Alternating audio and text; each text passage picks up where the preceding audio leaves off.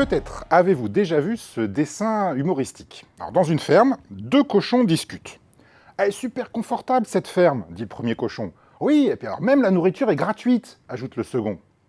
Alors en fait, ce dessin est une excellente métaphore du modèle économique du gratuit, celui qu'utilisent Google, Facebook, Twitter, Snap, Instagram ou encore WhatsApp.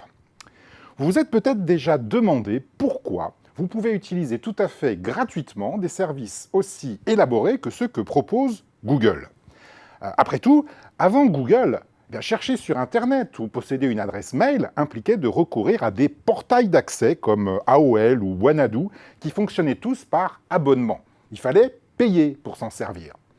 Google a décidé de renverser cette logique économique.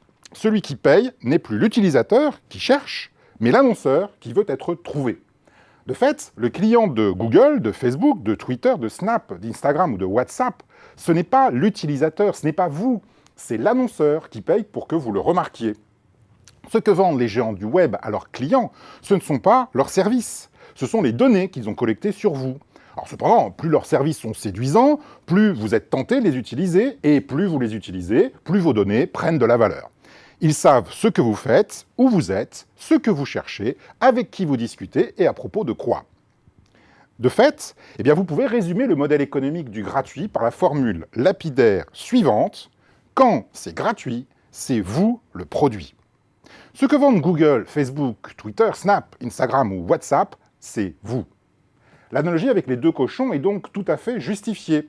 Tout comme ils n'ont rien à payer pour la ferme et la nourriture, vous n'avez rien à payer pour Google, car en fait, dans l'équation économique, c'est vous le produit. Vous êtes un cochon dans la ferme.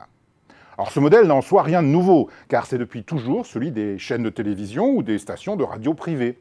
Tout comme il n'a rien de répréhensible, à condition, bien entendu, que vous soyez bien conscient du fait que c'est votre statut de produit et la marchandisation de vos données personnelles qui vous permettent d'utiliser gratuitement des services aussi élaborés que Twitter, YouTube ou Facebook Messenger. Alors on peut au passage saluer le raffinement extrême du modèle de Facebook qui monétise votre réseau relationnel et vos likes. En fait, Facebook gagne des milliards en monétisant vos sentiments. Alors au total, la prochaine fois que vous accéderez à un de ces services, ayez une pensée émue pour les cochons dans la ferme. Parce que contrairement à vous, espérons-le, ils n'ont pas conscience d'être des produits.